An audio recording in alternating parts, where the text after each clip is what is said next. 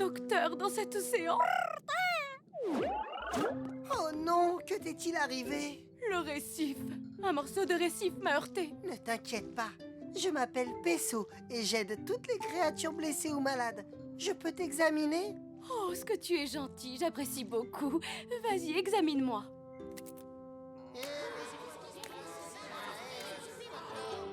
Oh, j'entends des sons très étranges. Je vais utiliser les rayons X pour comprendre ce qui lui arrive. Nom d'une nageoire! Une crevette s'est installée à l'intérieur de ses pores. Ainsi qu'une étoile de mer et un escargot. Ce sont plein de petites créatures qui se sont logées chez toi. Rien d'étonnant à ce que je les abrite. Je suis une éponge de mer. Mais là, je sens quelque chose d'étrange qui ne devrait pas y être. Shellington, c'est urgent, rejoins-moi à l'infirmerie.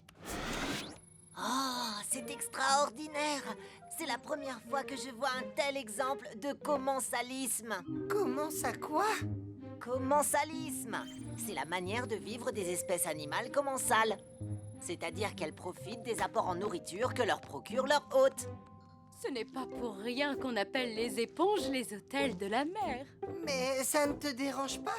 Oh, pas du tout. Je n'ai jamais eu aucun problème. Oh, enfin, jusqu'à aujourd'hui. Oui, et si l'éponge ne se sent pas bien, on ne se sent pas bien nous aussi. Oh! Où est-ce que nous sommes, là? Oui, personne ne se souciait de nous avant d'être expulsés de notre récif et qu'on se retrouve coincés ici. C'est vrai, et puis qu'est-ce que c'est que cette forte lumière qui nous pique les yeux? Ça alors? C'était pourtant un logis agréable à vivre. Allez, venez, fichons le camp d'ici. Et... Fichons le camp aussi. Ils s'en vont tous! Il faut trouver un moyen pour récupérer ces créatures. Et vite! Aïe, ouïe, ouïe, ouïe, aïe, aïe, aïe. Oh, désolé.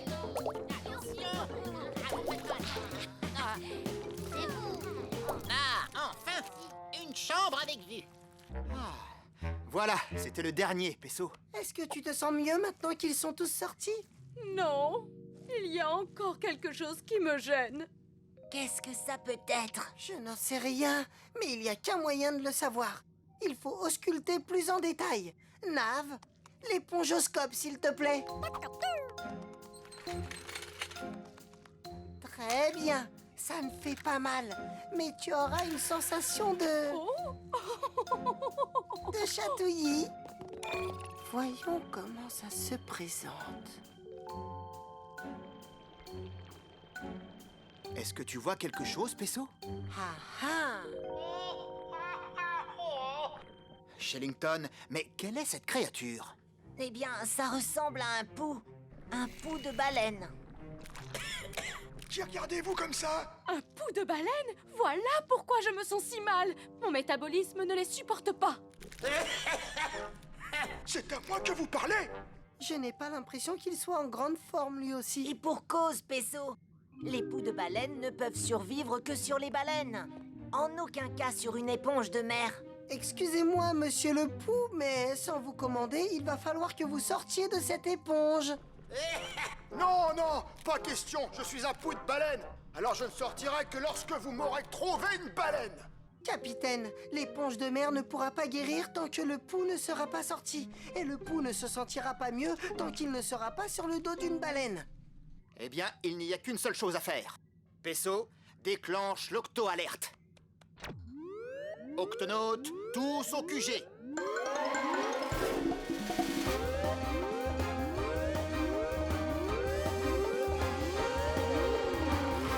Octonautes, nous devons trouver une baleine pour abriter un pou de baleine. La situation est très urgente. L'éponge de mer et le pou vont tous les deux de plus en plus mal.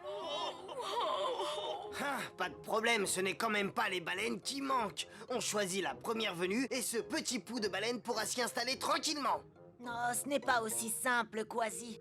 Il existe différents types de poux qui vivent sur différentes espèces de baleines. Nous devons donc d'abord définir de quelle espèce de baleine ce pou provient. Je cherche dans la base de données. Voilà. Apparemment, notre pou de baleine provient d'un cachalot. Il n'y a pas de temps à perdre. Octonautes, exécution.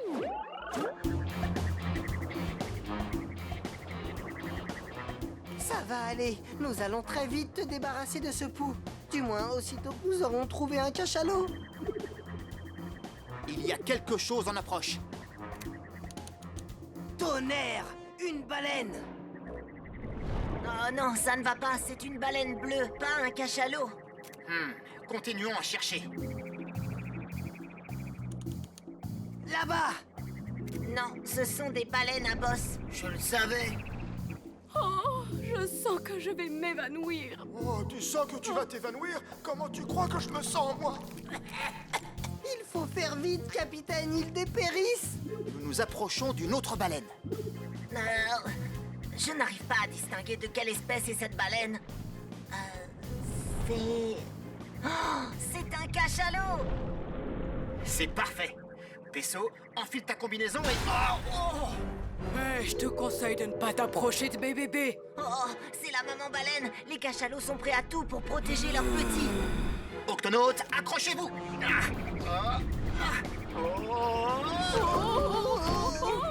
La maman baleine revient à la charge. Pesso, Quasi, je vais attirer son attention. Chargez-vous de déposer le pou. Mais comment va-t-on faire pour y arriver?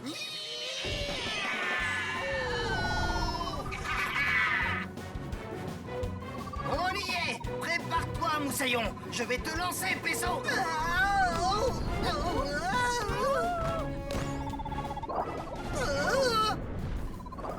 C'est bon, monsieur le pou. Cette fois, on y est. Oh, je ne sais pas si je vais y arriver.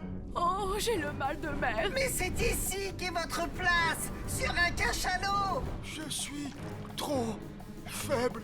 Fais vite, Pesso. Je ne vais pas pouvoir attirer son attention très longtemps. Il y a quelques complications, capitaine. Il va falloir que je pratique une pouectomie d'urgence.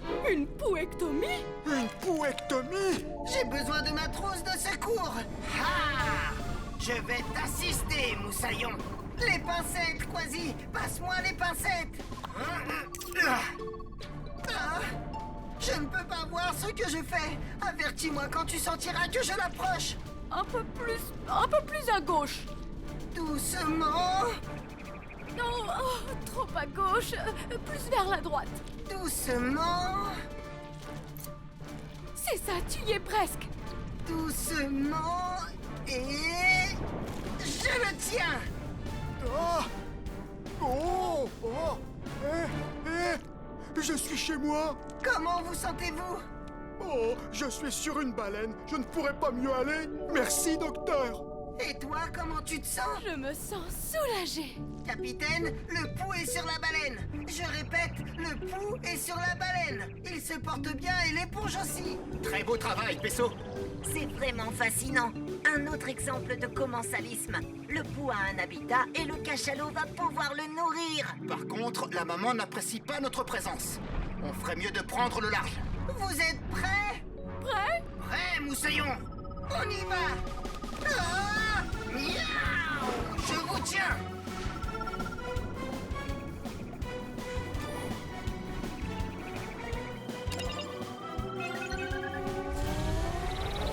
Et ne revenez pas. Oh! Content de vous revoir! Moi aussi.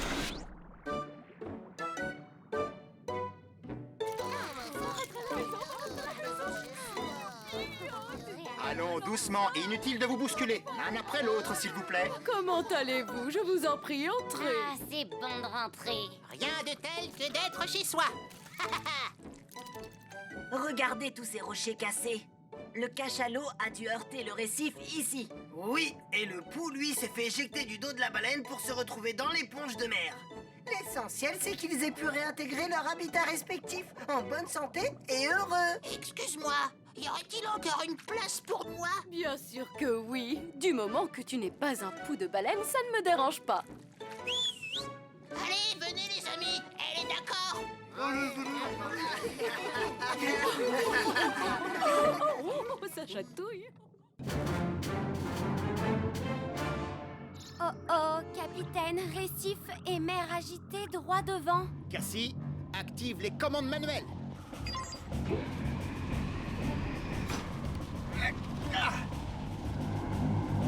Ah!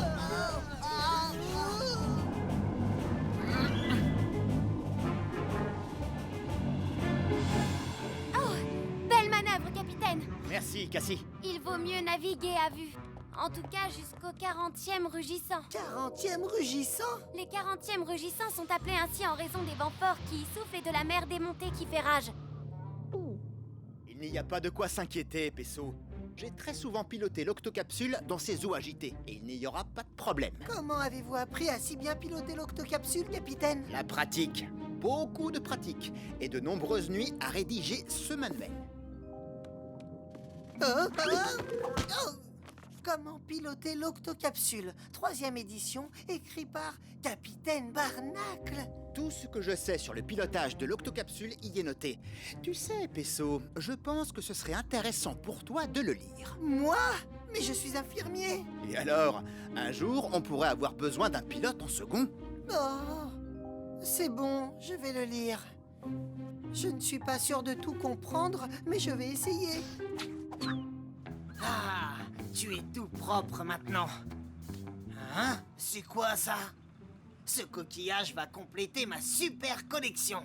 C'est moi que tu appelles coquillage? Je suis un cône géographe, vois-tu, et je ne suis pas un objet de collection. Désolé, l'ami, je voulais juste... Aïe! Oh, miaou! Oh là là!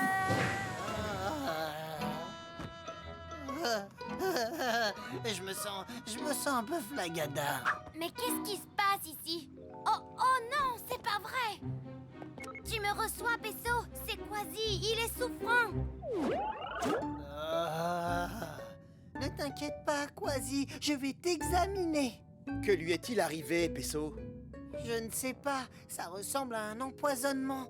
Mais par quoi? Il m'a piqué. Qu'est-ce qui t'a piqué, Quasi? Non, Quasi ne m'a pas piqué. C'est moi, Quasi. Nav était là quand ça s'est passé, capitaine. Dis-leur ce que tu as vu. Nav dit que c'était un coquillage en spirale de cette taille. Il ressemble à ça. Nom d'une méduse! Qu'y a-t-il, Shellington? C'est un cône géographe. Pas étonnant que Quasi soit dans cet état. Le dard d'un cône géographe est venimeux. Oh, il doit être encore là, quelque part à bord. Il faut le retrouver avant que quelqu'un d'autre se fasse piquer. Shellington, déclenche l'octo-alerte. Octonaute, au bassin de lancement.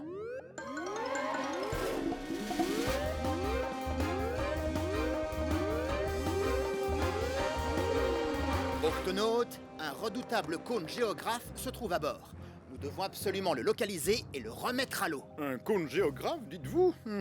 Oui, ce sont ces petits mollusques qui vous piquent avec des harpons minuscules. Ils sont dotés d'une vingtaine de petits harpons prêts à être éjectés. Chacun d'eux contient un poison qui vous rend très malade. Capitaine, il n'existe aucun antidote pour ce poison. Le temps et le repos sont les seuls remèdes. Pourquoi a-t-il piqué Quasi? Il a probablement eu peur, un geste d'autodéfense. Nous allons devoir être extrêmement prudents dans nos recherches. Octonautes, sécurisons le périmètre et retrouvons ce cône géographe. Non. Non, personne ne me capturera.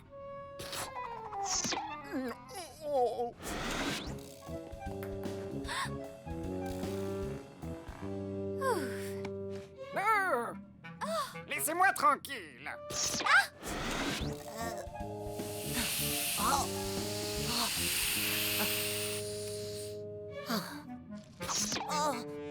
Octonautes, avez-vous une trace du cône géographe? Pas encore. Le reste de l'équipe? Oh non! Le professeur, Cassie et Shellington ont tous été touchés. Pesso, je t'amène 3 autres patients à l'infirmerie. Très bien, capitaine. Non. Tweak, le cône géographe est quelque part dans les octoglissières. Tu dois absolument les fermer et tout de suite. Oui, capitaine. Je vous préviendrai dès que ce... Oh! Tweak, est-ce que ça va? Non, je me sens... Non. Pesso, prépare un lit supplémentaire. Est-ce que tu tiens le coup, Pesso? Ça fait beaucoup de patients d'un seul coup, tu ne crois pas? Ça va aller, capitaine. Je suis infirmier. M'occuper des patients, c'est mon travail. Heureusement, j'ai un peu d'aide. Hein? Il doit être dans les conduits. Très bien, je vais m'en occuper.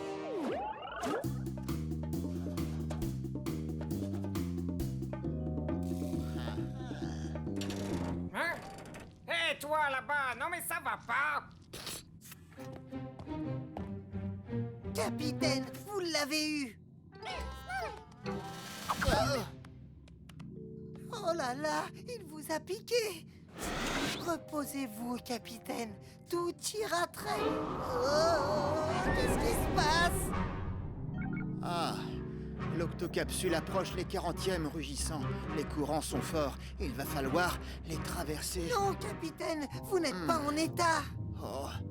Ah, oui, mais quelqu'un doit piloter le vaisseau. Et ce quelqu'un, ça va être toi, Pesso. Moi? Pesso, sers-toi du manuel. Tu peux y arriver. Mais, capitaine... Tu connais plus de 317 façons de faire des pansements sur des blessures. Tu as effectué des visites médicales dans l'océan Arctique. Oh, ça relève de la médecine. Et ce sont des actes que j'ai pratiqués de nombreuses fois. Il y a toujours une première fois. Tu es notre dernière chance. Je vais essayer. Nav, occupe-toi bien de mes patients.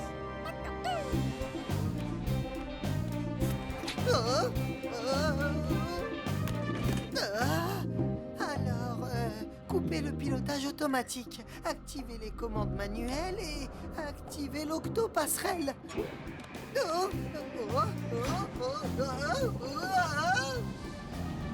Capitaine, ça y est, j'ai pris les commandes manuelles. Oh, gros rocher, qu'est-ce que je fais? Ça dit d'aller tout droit, mais je dois le contourner, sinon c'est le crash.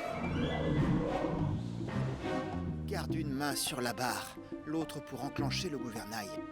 Tu peux y arriver, Pesso. Enclencher gouvernail. Oh! Finalement, je vais peut-être y arriver. Je n'y arrive pas. Et maintenant, rocher et mer agités, ce n'est pas dans le manuel. Qu'est-ce que je dois faire?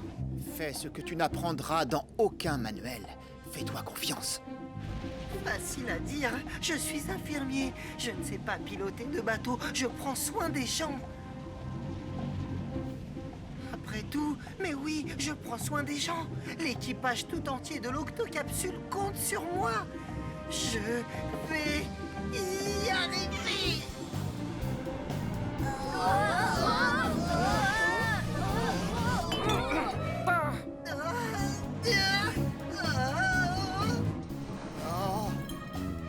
Le cône géographe, il s'est enfui. Pesso est en danger. Je dois tenir bon.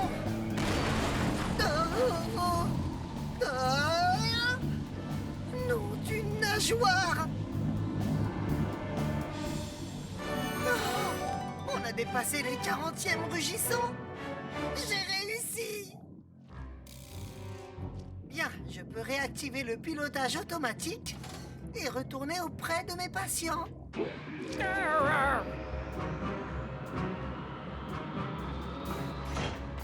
Pesso, attention, le cône géographe. Pesso. Oh, je vais bien. Waouh, le manuel de navigation m'a été vraiment utile. Bien plus que prévu. Pardon pour le dérangement, j'avais peur et j'ai seulement essayé de me protéger, c'était un réflexe. Vous ne m'en voulez pas trop, j'espère. Non, l'équipage va s'en remettre. Tweak, ouvre l'octo-écoutille. Notre ami le cône géographe rentre chez lui. Tout de suite, capitaine. Alors, un de ces jours. Au revoir. Hop là. Pesso, je suis très fier de ce que tu as fait aujourd'hui. Tu vois, tu sais naviguer. Je suis content que tout le monde aille mieux. Faudrait peut-être que tu le dises aussi aux végétaux, Moussaillon. Je vais bien. Ça va, je vous dis. Grâce aux nouvelles caméras installées sur les GUP, capitaine, nous avons des photos surprenantes de la vie aquatique en Antarctique. Excellent, Cassie. Et qui sait ce que nous allons découvrir aujourd'hui? Oh, il y a des monstres dans l'océan, sauf qui peut.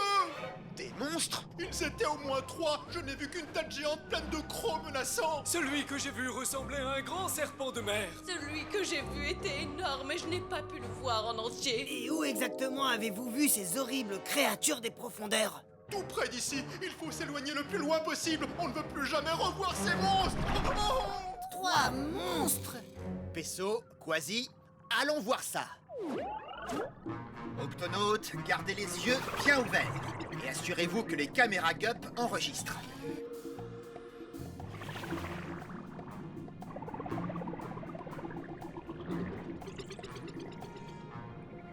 Oh! Je viens de repérer ce qui semble être une grosse tête de monstre. Elle est exactement comme la description du premier dauphin. Ah! Je viens de voir le monstre, ce serpent de mer repéré par le second dauphin. Oh, j'ai pas de chance. J'ai pas encore vu l'ombre d'un monstre dans ces eaux. Hein? Ça y est, j'en vois un. C'est le plus énorme que j'ai jamais vu, Moussaillon. Il est juste au-dessus de moi.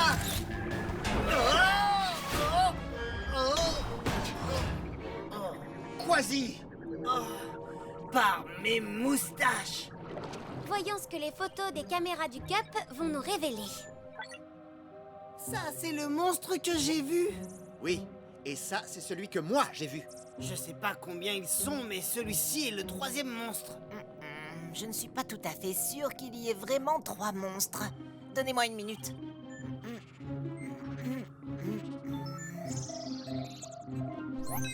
C'est un crocodile. Un crocodile marin, pour être exact. C'est la plus lourde espèce de crocodile. Et aussi grande qu'un bus. Il est aussi très loin de son environnement. Les crocodiles marins vivent habituellement près des côtes australiennes. C'est à des milliers de kilomètres d'où nous sommes. Il n'est pas rare que les crocodiles marins fassent de longs trajets en mer à la recherche de nourriture. Mais c'est la première fois qu'on en signale un dans l'Antarctique. Le pauvre, il s'est perdu et il doit avoir froid. Les crocodiles marins sont des reptiles. Ils restent en bonne santé en se déplaçant d'un endroit à un autre pour se réchauffer ou se rafraîchir. S'ils ont trop chaud, ils migrent vers des eaux plus froides. Et s'ils ont trop froid, ils migrent vers des eaux plus chaudes. Mais en Antarctique, il n'y a aucun territoire pour qu'il se réchauffe. Il ne survivra pas très longtemps à ce froid extrême. Cassie, déclenche l'octo-alerte. Octonautes, tous au bassin de lancement.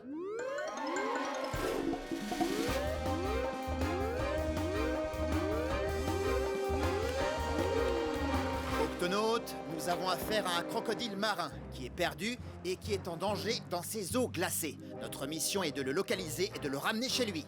Quasi, Peso, au GUP! Octonautes, rappelez-vous que nous recherchons une créature gigantesque. Si elle se sent menacée ou effrayée, elle risque d'attaquer. Oui, et la force avec laquelle sa queue a heurté mon GUP, elle pourrait nous écraser comme une boîte de conserve. Elle serait capable de te dévorer avec ses énormes mâchoires.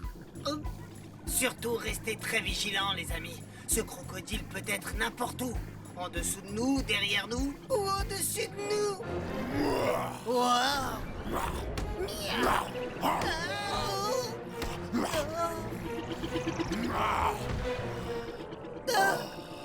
J'ai froid. Qu'est-ce qu'il a? Il s'est peut-être blessé. Allons voir ça de plus près. Il ne bouge plus. Il n'a pas l'air de respirer. Je dois aller voir ce qui ne va pas. On est derrière toi, Peso. Shellington, tiens-toi prêt à intervenir. Je sens son pouls, mais il est très faible. Shellington, est-ce que tu as une idée de ce qui lui arrive? Oui, capitaine. Lorsque les crocodiles marins ont vraiment très froid, leur organisme ralentit et entre dans une longue période de sommeil, pendant laquelle ils n'ont besoin ni de manger, ni de respirer. Bon, il va bien, hein? Quand il se réveillera, il rentrera chez lui. Ce crocodile marin ne connaît peut-être pas le chemin du retour, Quasi. Il pourrait aussi ne plus être en mesure de se réveiller à cause du froid extrême de l'eau. Nous devons le ramener à l'octocapsule pour le réchauffer. Mais il est trop grand pour passer par l'octo-écoutille. Je ne compte pas le faire monter à bord de l'octocapsule, Peso. Octonautes, préparez ce qu'il faut pour réchauffer un crocodile marin.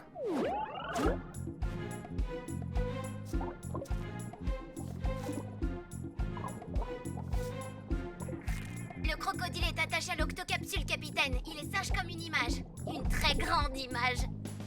Et ce bip nous dira comment il va. Bien, Peso, tu restes avec lui. Les autres, vous retournez à bord. Cassie, augmente la température de l'octocapsule. Monte-la le plus possible. Chaleur.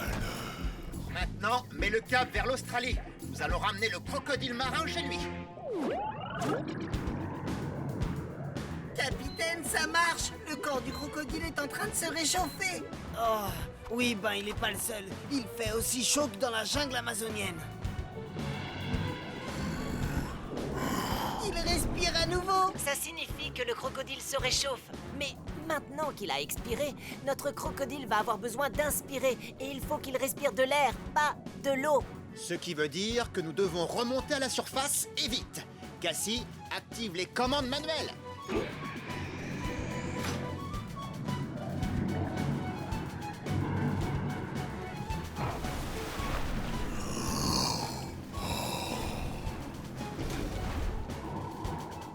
Oh, cette chaleur me déshydrate les moustaches. Comment va notre patient, Peso? Ça a l'air d'aller. Je vais tenter de me rapprocher. Ah! Il a essayé de me dévorer. Ne t'inquiète pas, Peso. Les crocodiles marins claquent violemment leurs mâchoires quand ils ont trop chaud. Ça les aide à se rafraîchir. Ah, ouf. Ah, oh. Oh, ils peuvent aussi être très agités. C'est maintenant que tu le dis.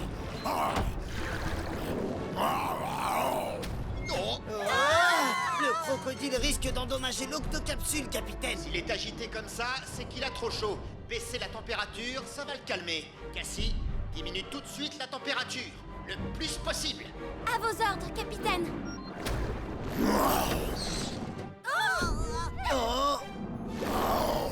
La température plus fraîche fonctionne. Il est en train de se rendormir. Octonautes, nous aussi, nous allons en profiter pour prendre un petit rafraîchissement. Il faut penser chaleur, un soleil brûlant au-dessus d'une crique de pirates. Nous devons maintenir cette température dans l'octocapsule. Une fois que nous serons dans des eaux plus chaudes, nous reviendrons à la normale et nous laisserons le crocodile marin se réveiller naturellement. Ça ne devrait plus durer très longtemps, Quasi. L'Australie en vue, capitaine. L'habitat du crocodile est en visuel. Capitaine, le crocodile marin semble s'agiter. On dirait qu'il se réveille. Cassie, fais revenir l'octocapsule à une température normale. Tu peux stopper les machines maintenant. Nous allons utiliser les gups pour remorquer le crocodile le restant du trajet. Vous êtes prêts, Octonautes? Accompagnons notre ami chez lui.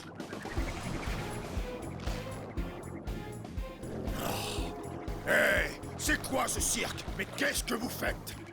Doucement, nous sommes des amis. Nous voulons t'aider. M'aider? Alors pourquoi je suis attaché? Je dirais plutôt que vous m'avez capturé. Ah, personne ne me capture, moi! Octonautes, abandonnez les gups. Je suis peut-être attaché, mais approchez-vous, et là je vous mangerai tout cru! Du calme, je vais te dire comment tu es arrivé là. On t'a trouvé dans l'Antarctique. Tu étais perdu. Et tremblant de froid. Alors nous avons décidé de te ramener en Australie. Oui, je me rappelle m'être perdu. Il y avait des icebergs partout et il faisait si froid que je n'ai pas pu rester éveillé. Je crois que vous m'avez vraiment aidé. Nous aidons toutes les créatures de l'océan. Nous sommes les octonautes. Ravi de vous connaître. Moi, je m'appelle Grain de sel. Eh ben, Grain de sel, tu as un bleu sur le museau. Je peux te faire un bandage? Oui, je t'en prie. Et ne me mange pas, d'accord? Non, ne crains rien. Et voilà. Merci à tous pour votre aide. On a tous besoin un jour d'une patte secourable, Moussaillon, qu'on soit un croco ou un pirate. Le soleil commence à chauffer. Oh, je suis vraiment désolé. Je ne voulais pas vous effrayer, mais voyez-vous, j'ai horriblement faim tout à coup. Vous devriez partir maintenant, les amis. Inutile de nous le dire 2 fois. Au revoir.